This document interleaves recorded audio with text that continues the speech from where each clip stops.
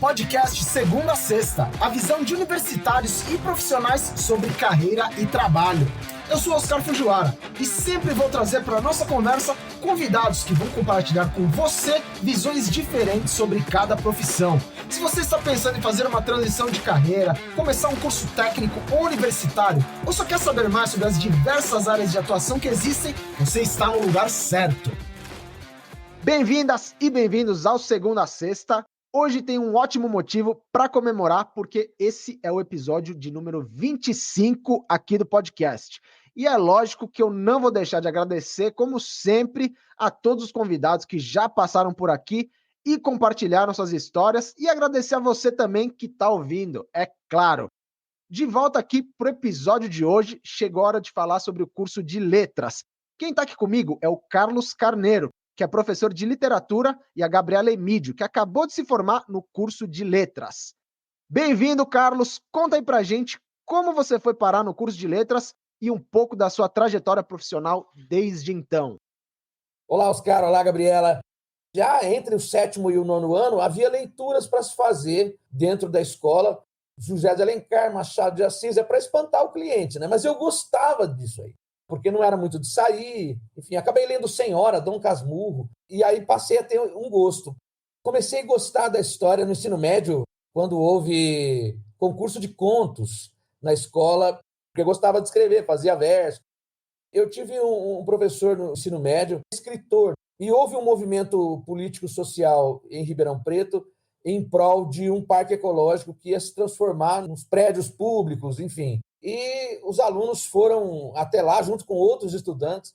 Fizemos uma vigília de algumas horas, e isso apareceu no jornal, mas isso virou um livro, né, desse professor Luiz Puntel, e alguns alunos são personagens. E acredito, sou eu um deles, inclusive com direito a nome e sobrenome. E aí fiquei bastante extasiado com isso.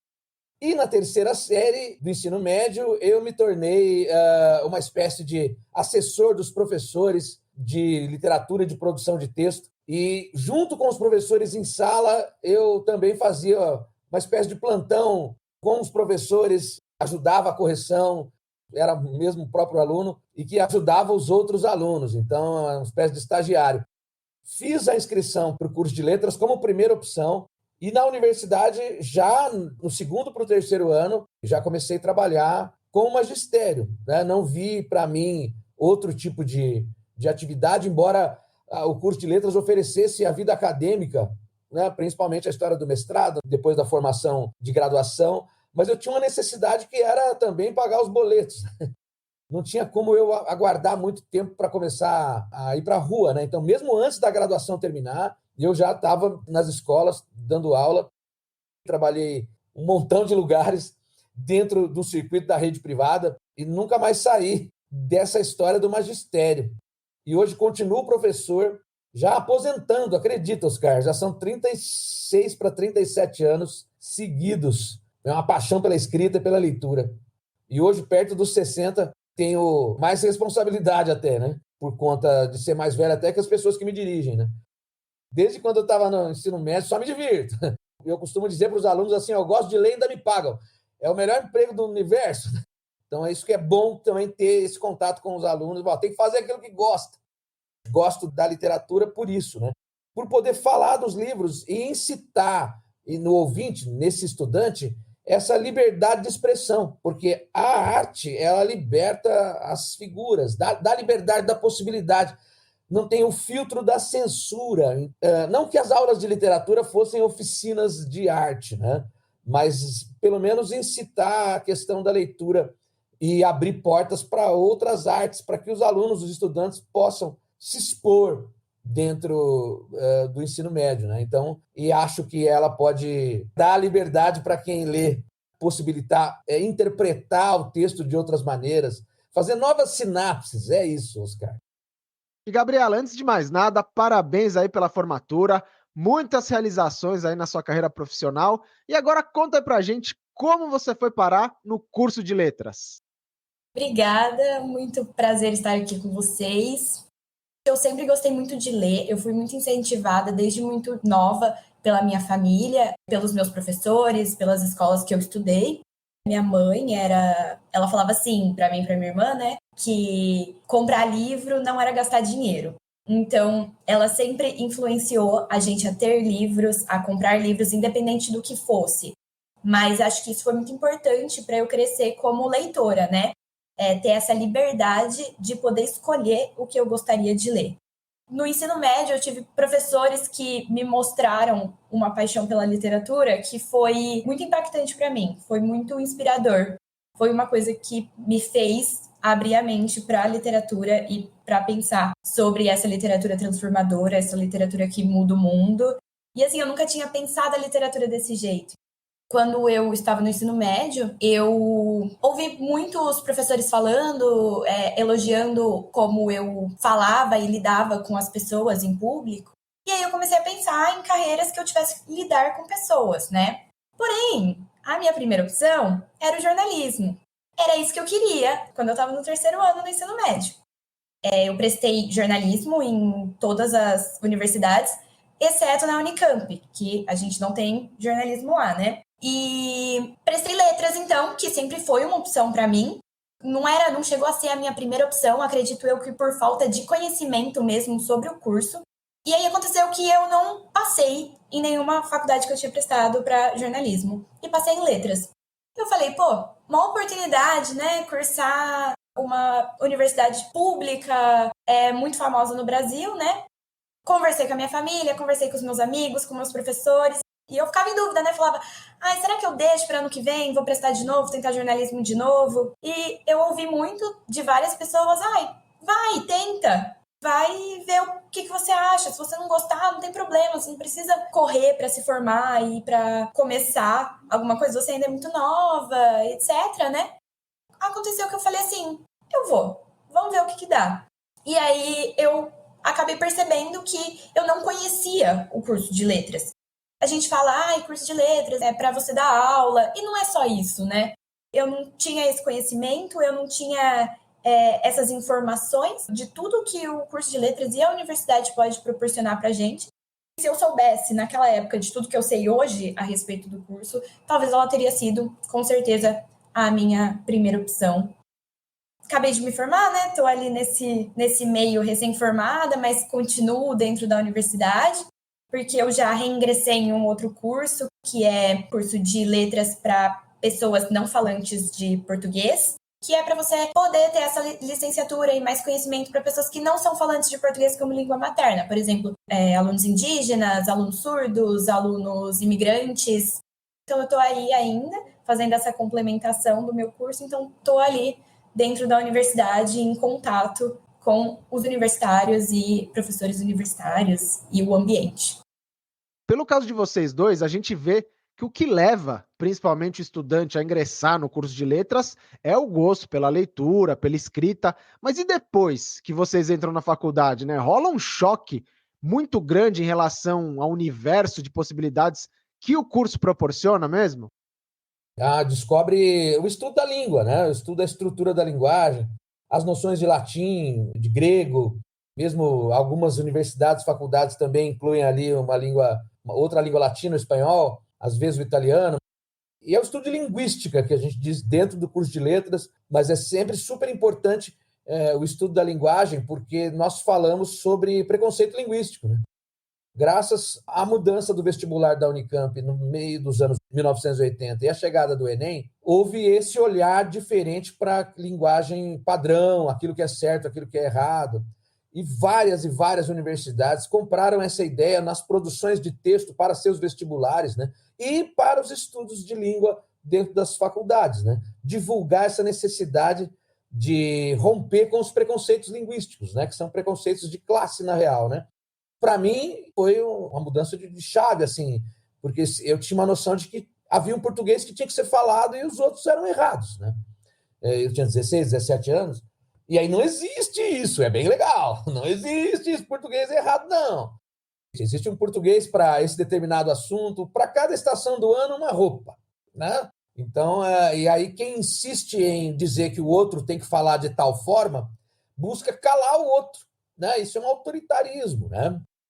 desdenhar da linguagem do caipira, do indígena, ou aquilo que seria só dos pretos, dos funkeiros, dos economistas, dos, enfim, juristas. Então, isso foi uma descoberta bem legal. As pessoas entram na universidade, a maioria entra querendo dar aula e a maioria sai dando aula. Eu fiz uma disciplina sobre adaptação de livros que são transformados em filmes e em séries. Eu gosto muito de assistir filme, de ver série e de ler. Então, assim, quando eu comecei a fazer essa disciplina, é uma coisa que não passa pela nossa cabeça. Mas dentro da universidade, uma área que eu gosto muito é a área da tradução. Então, o trabalho com tradução, para mim, foi, assim, mágico. Foi um momento, assim, que eu falei, nossa, isso também estuda, né, gente? Isso, alguém também tá estudando isso. Tem uma disciplina que é obrigatória para o curso de letras, que é da área de tradução, que é a interpretação. Aí fui fazendo mais uma. Fiz uma de tradução do inglês para o português. Aí fiz uma que era a introdução aos estudos da tradução, que foi me aproximando cada vez mais, uma coisa que eu nunca tinha estudado, nunca tinha pensado. Comecei até a refletir mais sobre esse papel do profissional tradutor, né, que muitas vezes sofre essa invisibilidade dentro do mercado, porque ninguém lembra dele, ninguém lembra que alguém pegou um livro e traduziu, ninguém pensa sobre esse profissional. Então acho que foi uma coisa assim que eu passei a pensar muito e me interessei muito pela área, gostava muito das disciplinas que eu fiz a respeito disso, e acho que assim, isso foi uma coisa muito especial que a universidade trouxe para mim. Quando a gente fala de tradução, né, a gente pensa, passar de uma língua para outra, né?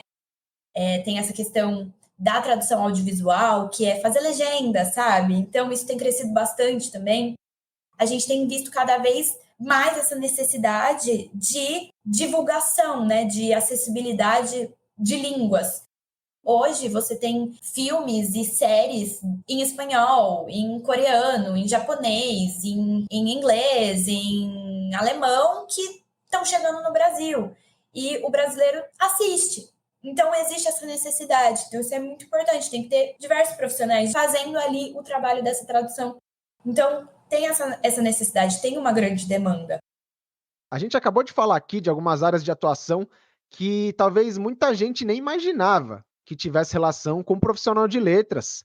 Mas voltando aqui para a parte da sala de aula, né, da atuação como professora, como professor, qual que é a parte que vocês mais curtem, a parte que faz vocês mais felizes nesse caso? O que eu sinto de mais legal é poder oferecer liberdade, né? Essa liberdade de criação, de compreensão, de conhecimento da nossa cultura, a cultura de outros países, dependendo da leitura que a gente oferece. O que dá prazer é poder falar sobre as leituras, transmitir o prazer que a gente tem em compreender uma obra de arte, analisar o texto e ler outros textos que não são obra de arte, editoriais de jornal, discutir as verdades, o modus operandi de alguns redatores, o modo como se fala a respeito desta ou daquela pessoa, desta ou daquela classe social dentro dos meios de comunicação, quando se fala de produção de texto. Então, tem o prazer do palco, né? Tem o prazer de ser objeto de atenção e poder fazer isso que é ministrar aulas, procurar conversar com todos e entender aquilo que é necessário para aquele momento, para aquela sala, suspender um assunto que tinha preparado para ir por um outro caminho, né? Educar não é só transmitir o conhecimento que a gente tem, né? É o aprendizado sempre. Eu gosto muito de saber que eu estou provocando alguma coisa nos alunos. Então, promover reflexões, e acho que essa troca entre o professor e o aluno é muito legal. Mostrar para eles que eu estou ali disposta a entender o que eles estão passando, o que eles gostam, o que eles não gostam, o que eles estão sentindo, assim como vice-versa, né? Então, eles também me entenderem. Então, eu acho essa uma troca muito legal, muito importante, de poder promover reflexões. Gosto muito de saber que eles estão pensando porque eu coloquei e plantei a sementinha na cabeça deles, sabe? E Carlos, no seu caso, como professor de literatura de ensino médio, quais são os principais desafios na preparação do conteúdo? Pensando que os colégios são muito voltados para as listas dos vestibulares e acabam até esquecendo de qualquer outro tipo de obra que não tem a ver com isso, né? Há momentos poucos em que se podia pensar em pedir um livro que não era brasileiro, como Frankenstein, ou o Código da Vinci, ou Alice do País das Maravilhas. Ficar só no vestibular, a gente vai reduzir um pouco esse alvo e essa importância do livro como algo que vai servir para outras questões na vida do estudante, não só passar no vestibular. Então, ele precisava ler outras coisas sem esse foco. E não é isso muito o que acontece. E aí, se o professor, professora, pede um livro que não está na lista do vestibular nesse mundo da rede privada, não vai haver interesse. Então, é uma sinuca de bico. Era importante que os alunos tivessem um espaço para leitura, essa do prazer, essa mais libertária, e também outras que configurem o estudo das escolas literárias, mas sempre com esse foco daquilo que é. Porque eu estou lendo um livro do século XVIII como Marília de Dirceu? Isso precisava ser respondido na hora, assim, nós vamos ler Marília de Dirceu para falar de Ouro Preto, para saber o que são rimas e figuras de linguagem, também não serve para nada, não precisa ser esse livro. Né? Porque estou lendo Gregório de Matos, nós vamos falar sobre a colonização, sobre a questão da negritude. Para descobrir as características do barroco, não precisa ler o Gregório, dá para olhar no Google ou num dicionário. Né? Aí as listas de leitura, elas conferem um peso assim, autoritário para o estudante. Né? Existem coisas legais, né? Assim, conhecer o Alencar, conhecer o Machado, a Clarice, o Emicida, enquanto escritor, e, enfim, outros clássicos, Conceição Evaristo, etc., Carolina de Jesus. Mas aí essa parte mágica, né, do gostar, de individualizar a leitura, isso se perde no ensino médio, por conta da presença das listas. Né? A leitura não é um assunto corriqueiro no dia a dia comum, no clube, no templo, na rua, nos meios digitais. São raros os nichos de grupos de alunos que gostam da leitura. E qual a importância, para quem quer dar aula, de repente fazer uma graduação em pedagogia, até mesmo uma pós? É algo que é essencial, na opinião de vocês? Olha, dentro do mundo ideal, sim. Né? Era interessante mergulhar nos meandros da pedagogia, porque há linguagens diversas para idades diferentes, posturas e escolha de atividades. Né? Mas a gente mora no Brasil, né? Então, é muito difícil encontrar brasileiros que têm, por exemplo, 2 graduações. É importante, mas a carga de trabalho dos professores no Brasil precisa, mesmo a rede privada, ela precisa ser muito grande. Né? Então, é muito difícil alguém aguentar, suportar. Seria importante fazer, sim, um curso ligado à pedagogia. Vocês já deixaram bem claro aqui que muito mais do que ler, é preciso também gostar de escrever para se dar bem no curso de letras, né? Seja para fazer uma adaptação de roteiro, uma legenda também aí na carreira profissional. E vocês acham que o curso de letras é uma boa opção, uma opção interessante para quem busca desenvolver mais um lado autoral também, que está pensando em publicar seus próprios livros, suas próprias histórias? Eu acho legal, né? Acho importante o curso de letras para quem quer escrever, mas eu acho que não é um pré-requisito. Contato com vários autores, você conhecer mais técnicas desses autores, isso tudo a gente vê no curso. Eu fiz uma matéria de produção criativa mesmo, para aprender a escrever, para aprender o que vem de um livro, por exemplo, sabe? Para quem quer seguir nesse mercado, quem quer publicar, quem quer produzir aí para o mundo. Então, a gente comentava sobre técnicas de outros autores, lia ou então assistia outras palestras que autores conhecidos falavam, né, o que é importante para eles para publicar um livro, o que tem que ter um livro. Eu acho importante, eu acho que ajuda muito, mas nem sempre uma pessoa que quer ser escritor necessariamente precisa, obrigatoriamente, ingressar no curso de letras. Eu acho legal, acho que é um a mais que a pessoa vai ter e uma ajuda ali, mas acho que não penso que seja obrigatório. Tenho alguns colegas que publicaram livros e etc., mas é minoria, eu acho. No curso de letras, geralmente o aluno pode escolher entre o bacharelado e a licenciatura, né? Muita gente tem dúvida em relação às diferenças entre essas modalidades, então eu queria saber, na opinião de vocês, para qual perfil cada uma dessas opções faz mais sentido? O bacharelado acaba fazendo com que a estudante volte suas vontades, penso eu, assim, do que vive para o mundo acadêmico, e se transforma num professor universitário também, né? Ou com outros trabalhos, como revisores de texto, os tradutores, gente que trabalha em biblioteca, que trabalha em jornais, fora do palco da sala de aula. A licenciatura, para quem pensa que dar aula é uma possibilidade, é uma boa opção e uma boa escolha. Então, a gente faz disciplinas de como ensinar gramática, como ensinar redação, como ensinar literatura. A licenciatura talvez vale mais a pena. Pelo menos para quem não sabe em qual área seguir, né? Na licenciatura você vai ver de tudo um pouco. No bacharelado você não vai ver a área do ensino.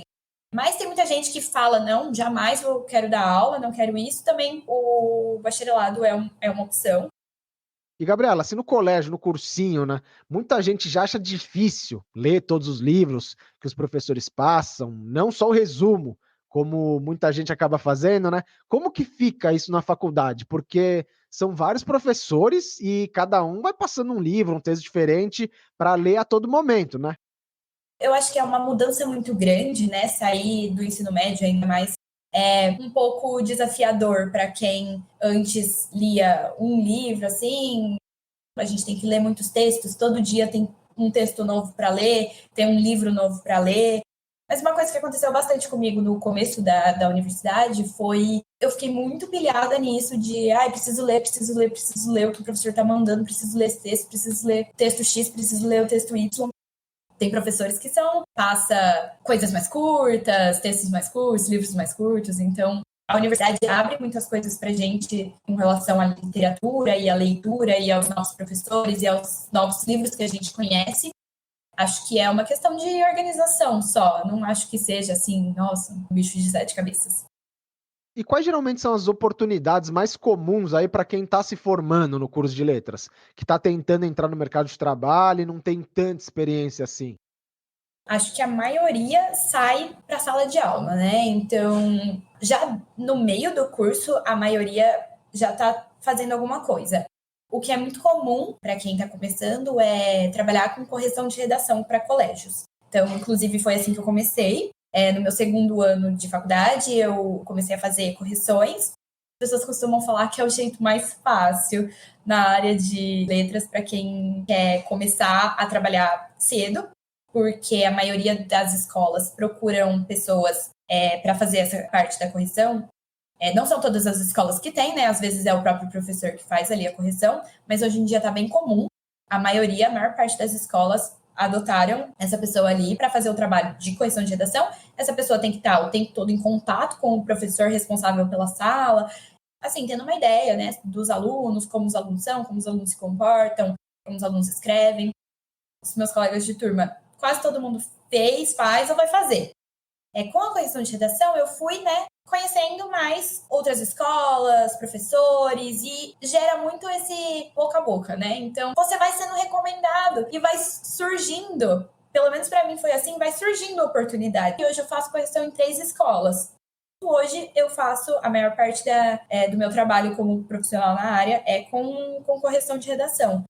A maioria começa aí e quando está ali para se formar ou recém-formado, costuma pegar algumas turmas, principalmente nessas escolas que fazem correção. Então, eu estou agora com uma turma de 9º ano, 2 aulas na semana, e o restante da minha semana é corrigindo a redação. Para quem gosta de ler e fazer essa revisão, fazer revisão textual, fazer correção, é legal, mas para quem não gosta vai ser chato. Então, aí é melhor ir para a sala de aula, mas tem vários colégios que costumam contratar ali pessoas para adquirir experiência. Então, eles estão bem cientes disso e que você está iniciando e que você precisa de maior amparo, mais ajuda ali na hora de, por exemplo, lidar com a sala de aula, de fazer essas correções, fazer várias coisas. Então, acho que hoje, pelo menos, as escolas que eu tive contato são os professores e coordenação, tudo, muito solista com relação a gente estar começando e muito compreensiva. E, gente, para fechar, vocês já deram vários conselhos aí, mas resumindo, que conselhos vocês dariam para quem está pensando em ingressar no curso de letras? Importante saber que vai ler, consumir leitura variada, técnica e de ficção, e que pode ser um caminho à vida acadêmica e que pode ser um caminho também ao magistério. Gostar de ler é um atributo importante, e saber ter uma noção dos idiomas, né? Saber que vai enfrentar o pedido de aprendizado de idiomas, né? Isso é marcante. Eu acho que vale a pena para quem consegue, para quem tem essa chance, visitar a universidade, conversar com pessoas lá, pergunta, não tenha medo de perguntar, de procurar gente na internet, mandar mensagem, pesquisa. Eu acho que essa é uma coisa muito importante, é fazer pesquisas para você saber mais sobre o curso, para você ter uma ideia do que você vai enfrentar lá quando chegar, para não ser uma super surpresa, né? Carlos e Gabriela, muito obrigado pelo bate-papo. Valeu demais por todo o conhecimento e pelas experiências que vocês trouxeram aqui hoje. Foi show demais. Eu tenho certeza que todo mundo que conferir esse episódio vai perceber que quem se forma em letras tem muita opção na carreira, além da sala de aula, e que a sala de aula também é uma experiência muito legal, né? Claro. Muito obrigado para você que acompanhou o bate-papo também. E semana que vem tem mais episódio novo aqui no Segunda a Sexta. Então é só dar o play, beleza? Um grande abraço e até a próxima. Esse foi o podcast Segunda a Sexta, a visão de universitários e profissionais sobre carreira e trabalho.